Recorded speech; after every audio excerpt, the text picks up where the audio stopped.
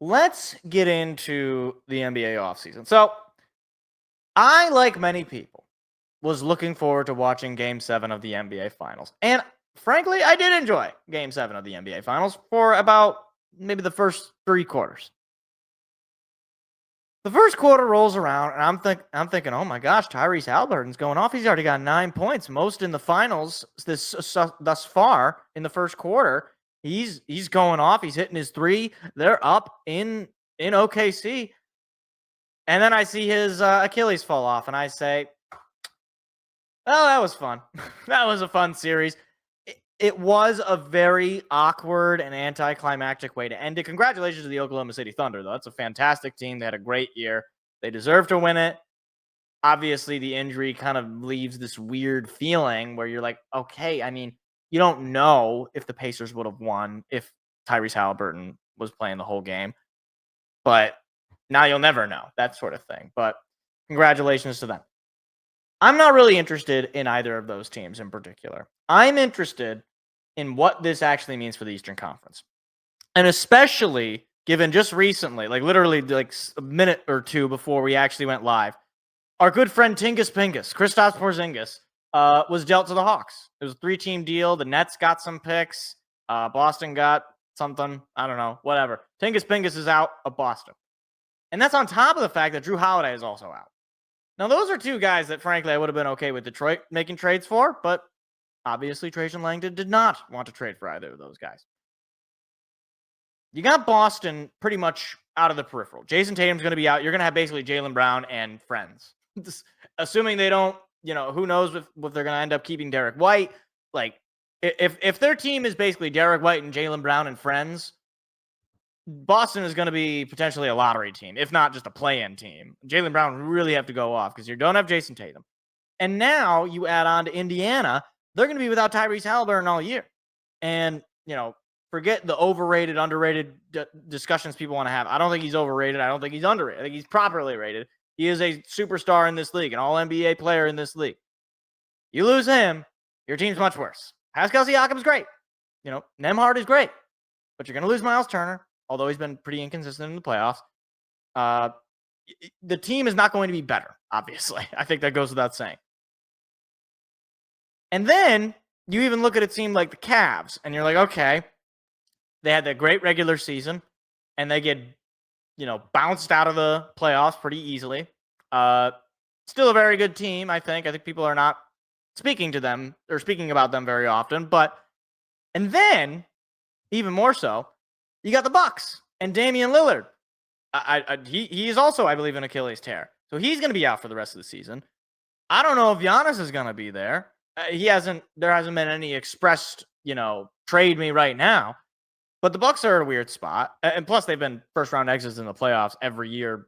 I think every year since they won it in 21. I think that could be true. I don't have the stat in front of me. So you got, what is that, four teams in the East that were in the playoffs this year that were higher-ranked seeds than Detroit. All of them look to be getting worse. Obviously, the offseason is going to happen. Maybe the Bucks go all in and get Devin Booker. So I don't know. Or maybe, things you don't expect go a certain way. It pretty much leaves you with an Eastern Conference of the Orlando Magic, who suffered a lot of injuries last year, but now just brought in Desmond Bane, the New York Knicks, and you being Detroit. Now, today there was a pre-draft press conference for Trajan Langdon. And I am not in the you have to make a big move camp. But I'm also not in the you just run it back camp. I got to be honest, I was a little disappointed in what I heard. Not because I am absolutely, oh my gosh, you got to go out and trade for Devin Booker. You got to go out and trade for Jan. It was more just, we're not going to put all our chips in. We're not going to invest a lot of money into one guy. We're just going to develop our own guys. I got no problem with developing your own guys. I got no problem with saying, okay, we had a couple of injuries, especially, you didn't have Isaiah Stewart for that playoff series. You didn't have Jaden Ivey for much of the year. And, maybe you have him. Maybe you're not a 7 seed. Maybe you're a 5 or 6 seed. Maybe even a 4 seed. I don't know.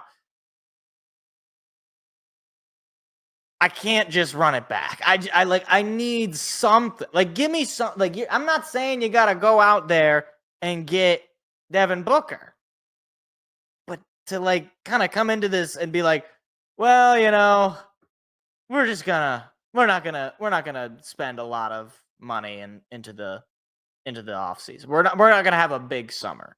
Like, to me, it's like you should always be selling, hey, we're gonna have a big summer. We're gonna be looking for ways to improve. We're gonna be looking for guys. We're gonna find the right fits, the right guys, culture that fit the culture, the guys that have the right skill set, that fill the holes that we need to fill. We're gonna bring back the guys that we thought were great contributors.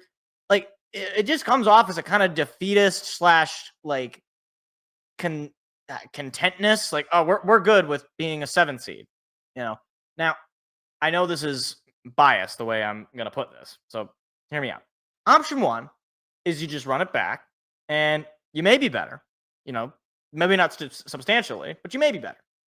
Ivy, another year of development with Asar, Holland, etc. Option number 2 is you go out and you bring in a superstar, and in an Eastern Conference that is wide open, as already established, you become an immediate title contender.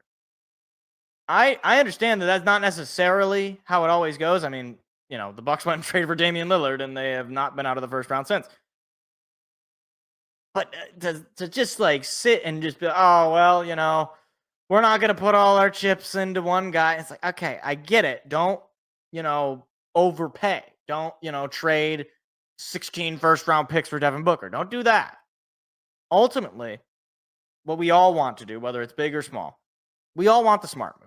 We all want the move. We want the moves that are similar to the Malik Beasley signing, right? That was a huge move that pretty much went under the radar. Even the trade for, oh my gosh, why am I blanking on the guy's name?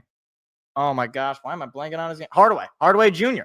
That was a nice move. You pick up a draft pick and you get a really solid player. And I don't know, Quentin Grimes, I don't even know if he's playing basketball anymore. So yeah, we want the smart move. But it seems to me that you shouldn't be saying, oh, we're just not going to. It's like, oh, okay. Well, now I know. All right. I guess I'm going to expect a Nas Reed signing, and I'll be happy with it. Maybe it'll be the best move. I don't know. If the big move doesn't make any sense, if the Suns are saying we want, Jaden Ivey, Jalen Duren, Asar Thompson, 5 first-round picks and a second-round pick, then they can go to hell, right? Like, that's ridiculous. But if they are saying, okay, we'll give you Devin Booker, but you got to give us 4 first-round picks, Ron Holland, Asar, and Ivy. Okay. Like, I this might be controversial, and I'm going to get myself in trouble potentially. I don't believe in G League or whatever the G League, whatever. I don't believe in these non-college players. I don't. I think there is something about playing in a college setting, playing where the games are actually watched by real people and are attended by real people, that is just like better. Like you grow more. It is no surprise to me that the best player, allegedly, of any of these G League prospects just got dealt for Kevin Durant. So I'm not saying you got to make a big move. I'm not saying you just make no moves and just run it back. Make the smart move. But I would be lying to you if I said, the Eastern Conference is right there and you can just expedite this thing if you make the right big move. If you can identify a player like a Devin Booker and you can bring him in somehow, you immediately become, a 1-2 favorite to win out of the Eastern Conference. Trajan Langdon is not a stupid person, seemingly. So we'll let the offseason actually play. But I would like to see at least a sense of, yeah, we're willing to be aggressive. We're willing to go out and make the team better, whatever way that may be. So be on the lookout. I don't know. That's just me. Hey, YouTube, if you like clips like that, hit the like, hit the subscribe button. We've got live shows every Tuesday night. Hope to see you there.